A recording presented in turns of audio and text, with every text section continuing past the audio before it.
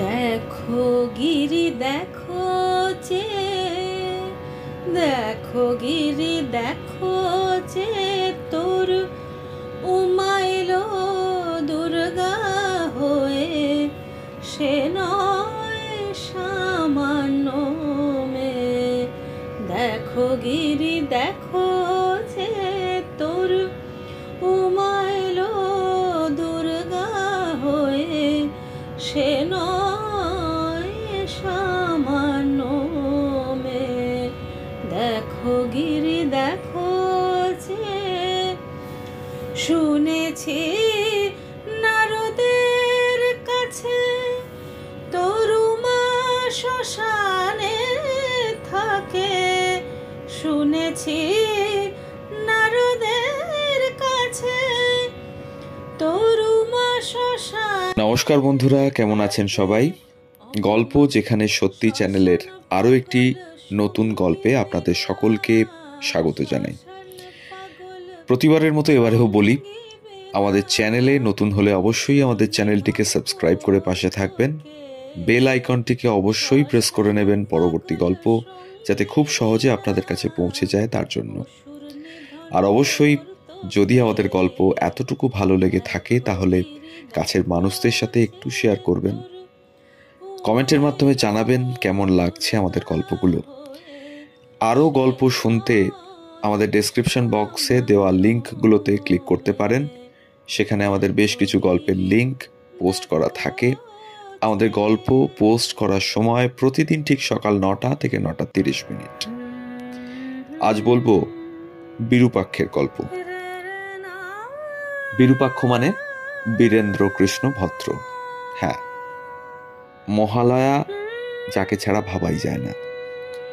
সেই বিরূপাক্ষের কোন কোন ছদ্মনামে তিনি কাজ করতেন, কিভাবে তার রেডিওতে যোগাযোগ হলো, এবং ঠিক কোন কোন অনুষ্ঠান পরিচালনা করেছেন বিরূপাক্ষ, কি কি গুণ ছিল তার, কার কার অন্তিম যাত্রায় ধারাভাষ্য দিয়েছেন বীরেন্দ্র কৃষ্ণ ভদ্র, আজ বলবো সেই সমস্ত গল্প। দয়া করে গল্পটা একটু শুনবেন, স্কিপ করে নয়। মাঝে মাঝেই থাকবে বিভিন্ন ইনফরমেশন। তাই আজকে রইল বীরেন্দ্র কৃষ্ণ ভদ্রের গল্প। রেডিও থেকে ভেসে আসছে, আশ্বিনের শারদ প্রাতে বেজে উঠেছে আলোক মঞ্জির। ধরণীর বহিরাকাশে অন্তরিত মেঘমালা, প্রকৃতির অন্তরাকাশে জাগরিত জ্যোতির্ময়ী জগন্মাতার আগমন বার্তা। হ্যাঁ, আমারটা একদমই ঠিক হয়নি। যার কণ্ঠ দিয়ে হয় শারদ পূজার এই আচমন, বিরূপাক্ষ ওরফে শ্রী বীরেন্দ্র কৃষ্ণ ভদ্র। বীরেন্দ্র কৃষ্ণ ভদ্রের কণ্ঠের জনপ্রিয়তার কারণে বেতারের অনুষ্ঠানকেই মহালয়া বলে ভুল করেন অনেকে। আসলে মহালয়া হলো একটি তিথি। অনুষ্ঠানটির নাম মহিষাসুরমর্দিনী। মহালয়ার পূর্ণ প্রভাতে তার গম্ভীর কণ্ঠে স্তোত্রপাঠ দিয়েই শুরু হয় আনন্দময়ী মহামায়ার আগমনী। আকাশবাণী কলকাতার প্রভাতী অনুষ্ঠান মহিষাসুরমর্দিনী দিয়েই শুরু হয় মহালয়ার ভোর। বিরূপাক্ষর কণ্ঠ বেজে ওঠে ঘরে ঘরে। 1905 সালের 4 আগস্ট উত্তর কলকাতায় মামাবাড়িতে বীরেন্দ্র কৃষ্ণের জন্ম হয়। পিতা ছিলেন রায়বাহাদুর কালীকৃষ্ণ ভদ্র ও মাতা ছিলেন সরলাবালা দেবী। কালীকৃষ্ণ ভদ্র ছিলেন বহু ভাষাবিদ। তিনি 14টি ভাষা জানতেন। পরবর্তীকালে ঠাকুমা যোগমায়া দেবীর সঞ্চিত টাকায় ক্রয় করা 7 রামধন মিত্র লেনে উঠে আসেন তাদের পরিবার। পাঞ্জাবের নাভা স্টেটের মহারানীর প্রাইভেট টিউটর হিসেবে নিযুক্ত ছিলেন তার ঠাকুমা যোগমায়া। তিনি ছিলেন সময়ের থেকে এগিয়ে থাকা উচ্চ শিক্ষিতা একজন মহিলা। ইংরেজি সংস্কৃত জানতেন। ঠাকুমার কাছেই সংস্কৃতের প্রথম হাতেখড়ি বীরেন্দ্রর। 1928 সালে স্কটিশ চার্চ কলেজ থেকে বিএ পাশ করেন বীরেন্দ্র কৃষ্ণ ভদ্র। তারই ফাঁকে চলছিল কম্বোলিয়া টোলায় চিত্রা সংসদ ও সাহিত্য সাধক নলিনী রঞ্জন পণ্ডিত প্রতিষ্ঠিত অর্ধেন্দু নাট্য পাঠাগারে গান বাজনা ও অভিনয় চর্চা। 1928 সালে বিএ পাশ করে বাবার বন্ধুর সুপারিশে যোগ দেন ইস্ট ইন্ডিয়ান রেলওয়ের ফেয়ারলি প্লেসের অফিসে। দুপুরে টিফিনের বিরতি বা বিকেলের অবসরে চলে আসতেন রেডিওর অনুষ্ঠানে, যেখানেই যেতেন আসর একেবারে জমিয়ে দিতে পারতেন। তার এই গুণে মোহিত হয়ে নৃপেন মজুমদার তাকে আহ্বান জানালেন রেডিওতে। সেইবারই প্রথম চাকরি ছেড়ে যোগ দিলেন রেডিওয়ে 1928-এর শেষের দিকে। রেডিওর জগতেই কেটে গেল তার জীবন, প্রাপ্তি অপ্রাপ্তির আলো আধারিতে। শুরুতে মেঘদূত ছদ্মনামে বীরেন্দ্রকৃষ্ণ শুরু করলেন মহিলা মজলিস অনুষ্ঠান। এই অনুষ্ঠানের মাধ্যমে বীরেন্দ্রকৃষ্ণের কণ্ঠ জনপ্রিয় হয়ে উঠল মহিলা মহলে। পরে যদিও তিনি শ্রী বিষ্ণু শর্মা ছদ্মনামে অনুষ্ঠান প্রচার করেন। নলিনীকান্ত সরকারের কাছে পাওয়া একটি ঘটনা বলি। তিনি বলছেন, বর্ষাকাল, বৃষ্টির জন্য বাড়ি থেকে বেতারের কেউই বেরোতে পারেননি। সন্ধ্যা নাগাদ বৃষ্টির তোর আরও বাড়ল। রেডিওটা চালালাম। বীরেন্দ্রকৃষ্ণ ভদ্রের কণ্ঠে ঘোষণা, বললেন, এবার একটু পিয়ানো শুনুন। বুঝতে পারলাম প্রথম আর্টিস্ট আসেননি। পিয়ানো বাজিয়ে অভাব পূরণ করলেন স্বয়ং শ্রী বীরেন্দ্রকৃষ্ণ ভদ্র।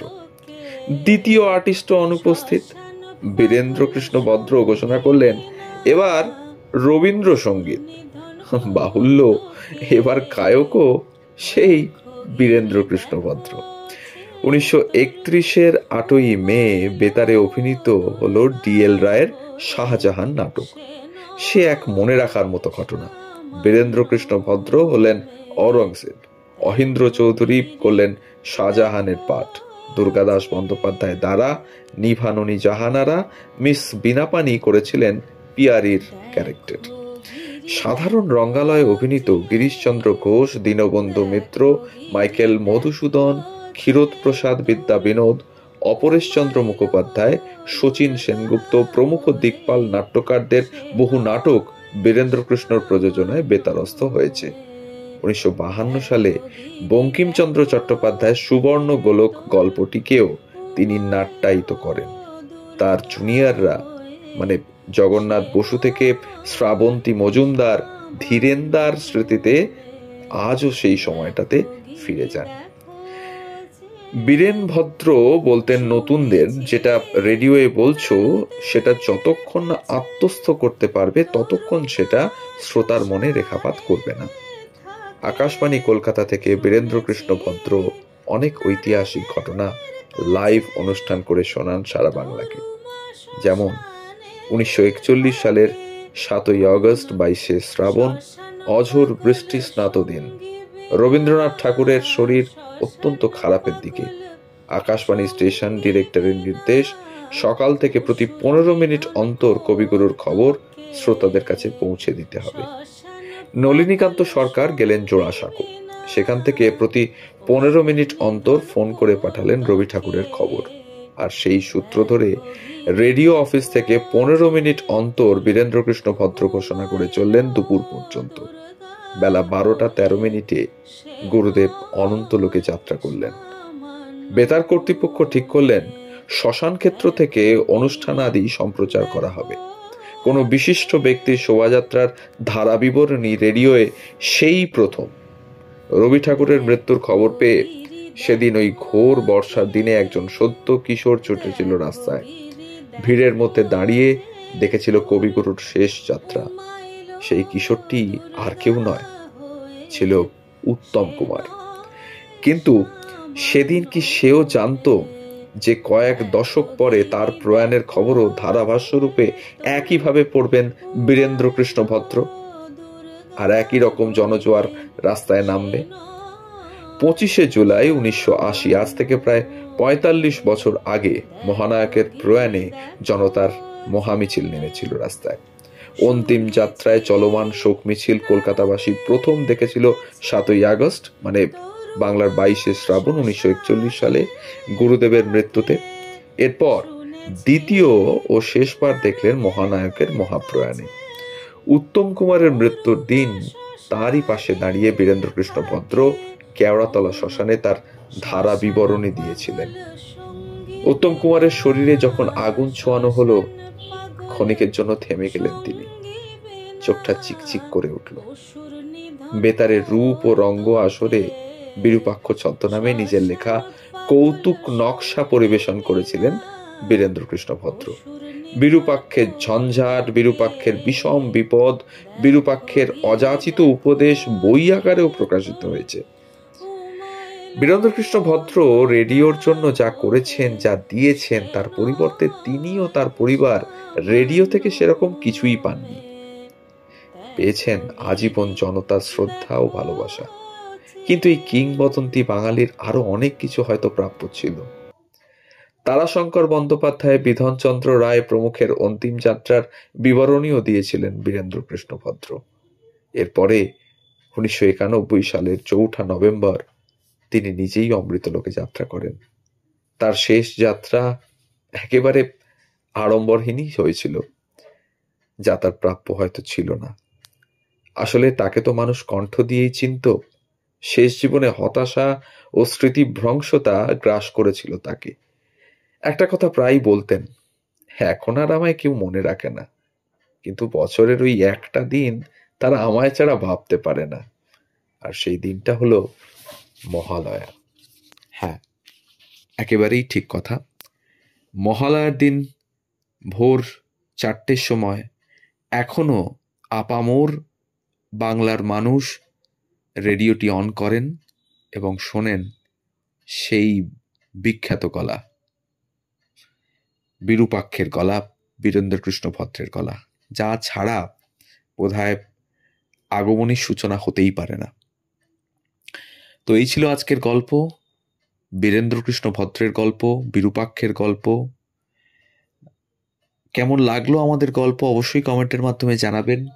চ্যানেল নতুন হলে অবশ্যই আমাদের চ্যানেলটিকে সাবস্ক্রাইব করে পাশে থাকবেন। বেল আইকনটিকে প্রেস করে নেবেন পরবর্তী গল্প যাতে খুব তাড়াতাড়ি আপনাদের কাছে পৌঁছে যায়। তার জন্য সবাই ভালো থাকবেন, সুস্থ থাকবেন।